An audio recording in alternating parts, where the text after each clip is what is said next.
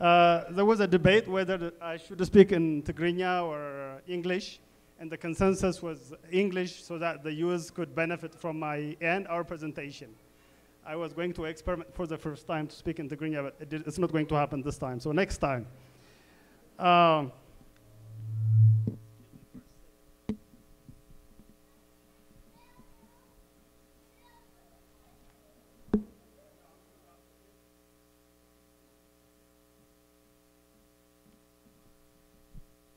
So, hi Lulu.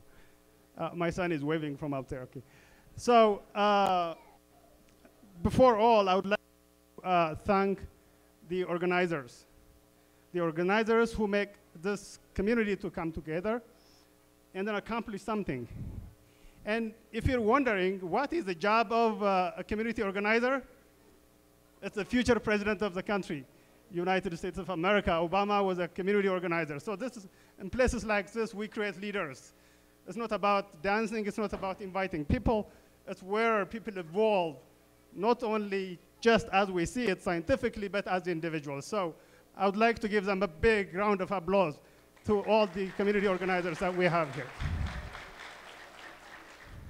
And second point, and it's important, if people like Dr. Gday and myself are able to come and speak here, it's because of the opportunity that we had for various reasons. Otherwise, we come from the very same background as many of you. So things have been made possible, both in terms of research and training and everything, because of the existing system that we have in our nation. So I would like to again thank everybody that made that possible. What I'm going today is not actually a lecture. I'm not going to lecture today. What I'm going to do is to simply walk you through how I do my work. And then at the end, make sense of why I actually do this job. Why would one go to the middle of nowhere in the Afar Desert after completing a PhD from the University of Paris? That's a good question.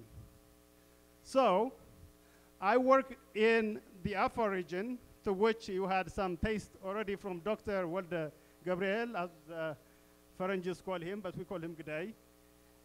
And then I'm going to talk about science, heritage, and tourism. And the example I'm going to use to illustrate my work is going to be the discovery of Salam from the site of Dikika in the Afar regional state. It's a place also, the Afar regional state, where you find the famous Erta'ale or Dalol. So, what do we mean by heritage? Irsi in time you. Heritage could be a person. It could be a monument. It could be Debre Damo. It could be Aksum, or the discovery of Salam, Lucy, or Ardi. So when we talk of heritage, we have to have a big picture of what and how we define what heritage is. So our nation, including our region, Tigray, is blessed for having many of these heritages, both in terms of people and historical, natural, and regional heritage that we have in the region.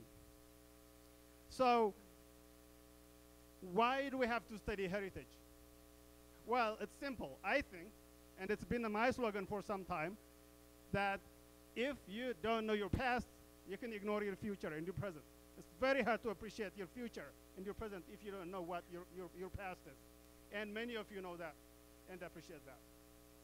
So it's a matter of conserving, preserving, and studying our past so that we can link ourselves to something upon which we can hinge and then look into the future. Can you hear me, by the way? Is it Ma'akum Dallo? All right, okay. So to go to, this is how I do it. To my site, the site called Dakika, my car was the first car to have ever been to that spot where we found Salam. And you see me here, I'm not actually digging for evidence, I'm digging for my way. I'm making my own road.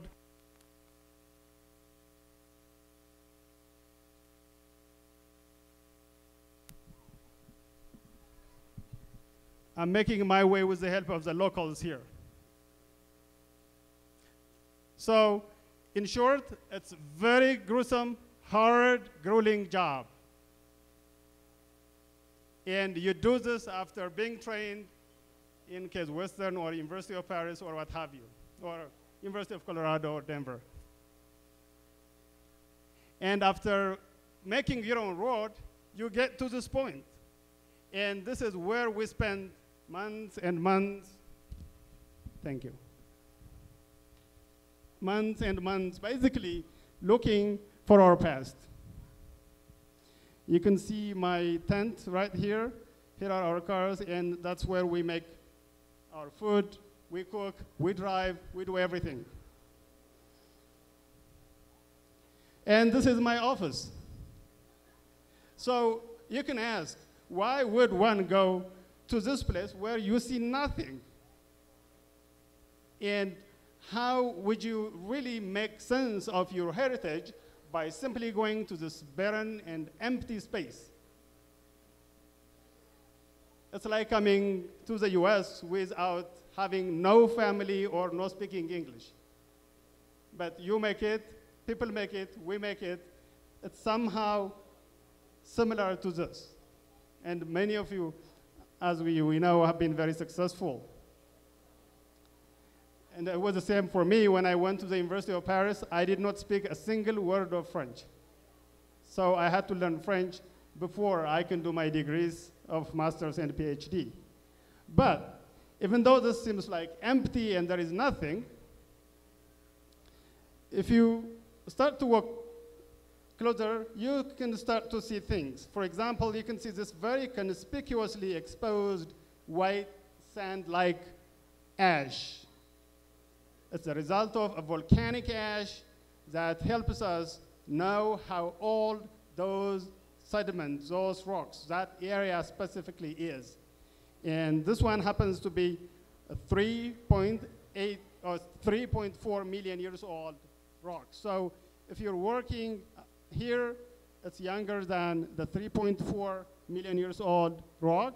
If it's below, it's older. So even though it seems that there is nothing that you can see, if you're trained and you can have some time spent at the site, you know what you can do and what is possible.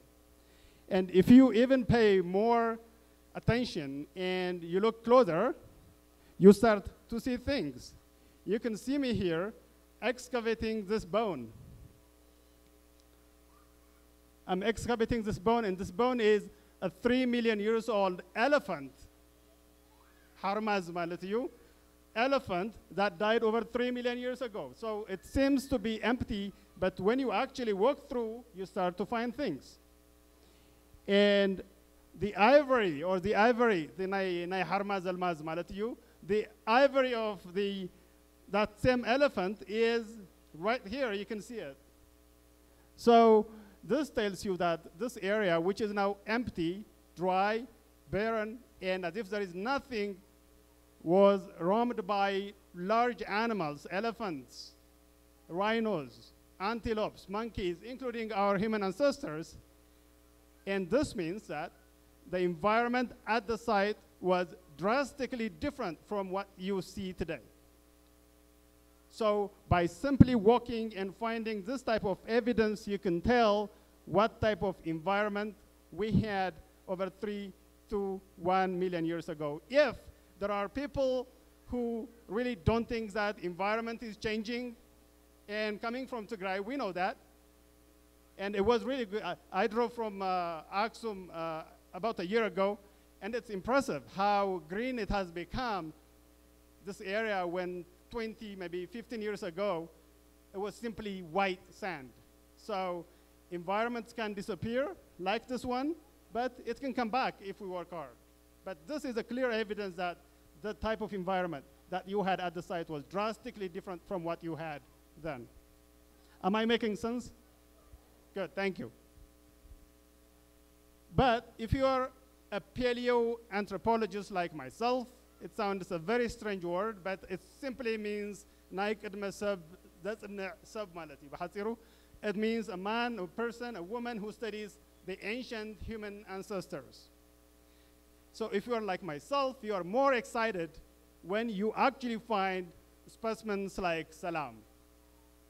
And here is, I'm holding the leg, to agree with you, the leg of Salam when it was discovered. When we made the discovery, I had this 3 Ethiopians with me. So you can call it a 100% Ethiopian discovery, which is very, very, very important, because it really helps. It helps people to appreciate that Yichalal, nothing is impossible. So I had 2 soldiers because the area is very dangerous, and I think Dr. Gday mentioned a bit of it. And then here is actually the finding of Salam when it was found back in 2000 of December. And Salam today represents the earliest child ever discovered in the history of our profession, in the history of humanity, in the whole world, not in Ethiopia, in the whole world. And the good thing about Salam is we have the face, we have other parts of the skeleton. When you look at it, when you look at her, you can really appreciate how she looked like. Unfortunately, when you look at Lucy, you look at the skeleton, but you don't have the face. So you can't really, it's very hard for you to be able to appreciate how she looked like unless you look at some other specimens, right? But here, you have the evidence that really clearly tells you that this individual looked like this one. But our work is not simply going out to the desert and then finding bones. We also undertake cutting-edge research, very detailed and complex, sophisticated research. And you see me here in France, where I was in the center called, it's a synchrotron center. It's a CT scanning machine, which is like a super microscope, which when you go to the hospital, they will go inside your skull or your stomach and tell you if you have some type of disease. But this complex is very special that enables you to actually scan not only today's human beings, but very ancient humans like Salam, Lucy, and Ardi. So if this is the face of Salam, and I'll just give you one example why that complex machine is used. Just one example. If you see here, you see the teeth, right? This is basically the milk teeth. And what you don't see here is there is something hiding inside. What is that? We can explore that using the machine that I just showed you. Look at that. What you have here is the milk teeth. What you don't see is the adult teeth, the thing that's inside.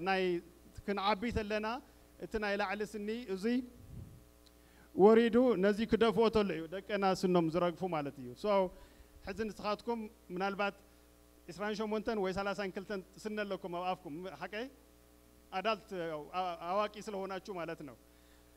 But if you were to CT scan one of the kids that are behind the audience, they would have 44 teeth in their mouths. Why? Because you have the milk teeth, which is the baby teeth, and then combined inside, still growing the adult teeth. So really, these machines enable us to do cutting-edge, very sophisticated research, and that's how we know how old Salam was when she died, whether she was a girl or a boy, etc., etc.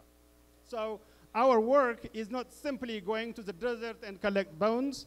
It also involves very complex, sophisticated research that involves high technology. After doing that, as Gday said, then you can publish it. And when you publish in Nature or Science, and when it is on the cover page of Nature, it simply means that the significance of that find is very, very prominent. Already to get published in Nature or Science is very hard. To be on the cover is simply exceptional. So Salam was selected to be on the cover, And it was named by nature a child of her time. Of course, it's a child of her time. But more interestingly and more importantly, beyond the scientific significance, what type of role can this type of find play in introducing our nation to the world? You can ask, outside go ask, tell Ethiopia to some Ferengis. They all tell you, oh, Haile Selassie, oh, Ababa Bikila, oh, etc., right? That's very common. But if you can introduce your country through these discoveries in a high and very prominent profile, you get the following. The New York Times, Washington Post, the Financial Times, the Sun, etc., etc., etc. So why would the Financial Times put Salam on its cover page? Why would the Washington Post and New York Times put Salam, my find, on the cover page?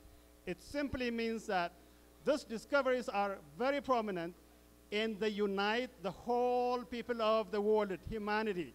So when you make such a discovery, you're not just doing some scientific curiosity endeavor, it is also introducing our nation in a unique way. How many times have you seen, and I will challenge you here, an Ethiopian story covered on the same day like this one? Yes, when it's a drought, yes, unfortunately. So by our work, beyond the scientific work, we are trying to reverse that situation. And we are all together in this. So I don't want to stop saying, oh, this is a fascinating scientific discovery and that's cool. Yeah, it's cool. But we want to go beyond that and make Ethiopia not only the origin of humanity, but the destination of humanity by promoting tourism.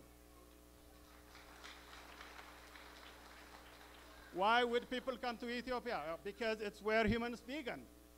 You're interested in your grandmother, grandfather, right? So everybody's grandma, grandpa are from Ethiopia. And that is a very strong message if you are going to promote tourism in our country. And that will help the current economic boost and economic growth that we have in that nation, which I don't need to talk about because there are other experts who are more professional, but suffice to show you these examples. We want to complement this type of development by culture, by tourism, and by introducing our culture in a different way, our country in a different way. If you were to talk about the Ethiopian Dam, the Millennium Dam, which is really a magnificent endeavor, try to find a coverage of it on the New York Times. You won't find it, unfortunately. But if we can connect the two, there is a way to put the things that are happening in the country in the forefront of the New York Times. But that has to be linked to the diversity of populations that we currently have, to the beauty of the people that currently have.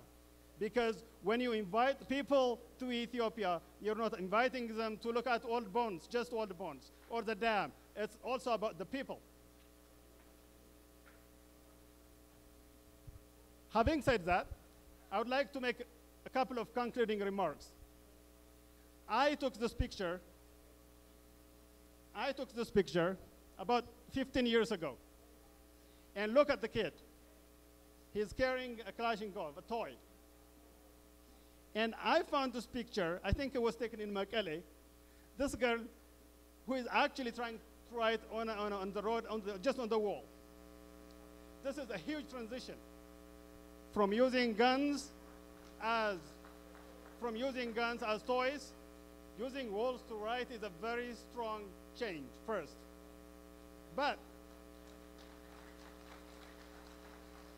And that's the result of what? The result of hard work. Very hard work. People are working hard. However, the way forward, I think, if we are going to take the nation to the next stage, it will require more than hard work. It will require inspiration, and role models. Because it's good to go to school and learn what has been invented. But if we don't make our kids inventors and scientists, it's very hard to compete with the Indians, with the Chinese, with the Americans. And we cannot be the exceptions. Why do we think, Tigrayans/Ethiopians, that we are heroes? We love our countries. No one can defeat us. Is it because of our DNA? No. Is it because of our special type of blood? No. It is because we have role models.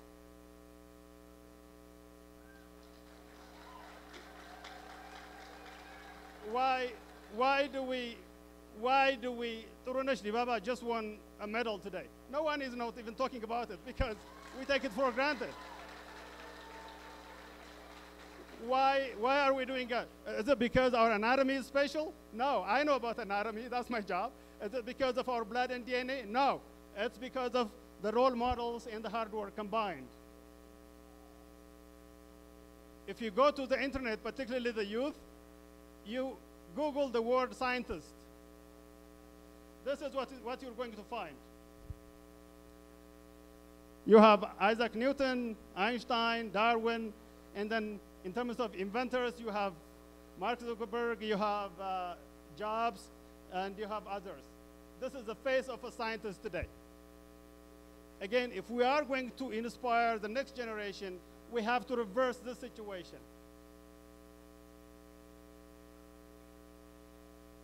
And to do that, we can do two things. This is my workplace in California, in San Francisco. That's the California Academy of Sciences. This is where I work at. And our job is basically to do museum and science education, informal science education. Formal education, I think, is in the making in Tigray and in Ethiopia. And there has been a lot of progress made over the past 20 years. And that's to be commended. But if we do not teach our kids that it is possible to be an inventor, it is possible to be a scientist, by facilitating informal science education where everybody scores A. I know many of you went to the universities in Ethiopia. How many A's do you get? 3, 4, 5. So that makes very few elected students very smart, but informal education can make every kid in that museum visiting to score A. And that's the best way to inspire kids to be inventors and scientists. So one thing we can eventually do is work on some type of mobile science museums, because it's very hard to implement such buildings now in Ethiopia and Tigray in origins. But we can come up with ideas like mobile science museums. A bus would go from Mekelle to Gondar to Gojam, etc., to basically show how science works. And that, I think, is the best way to inspire our kids. So in conclusion,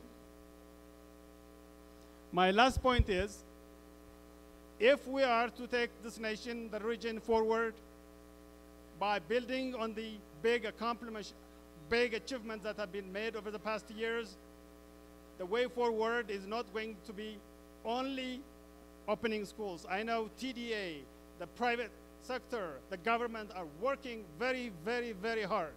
But if we are going to take it further, we can, on the side, add some less expensive projects, such as science museums. And I would be happy to explore this idea with any of you, and then show that, yes, every kid can score an A+ in an informal education, and thank you.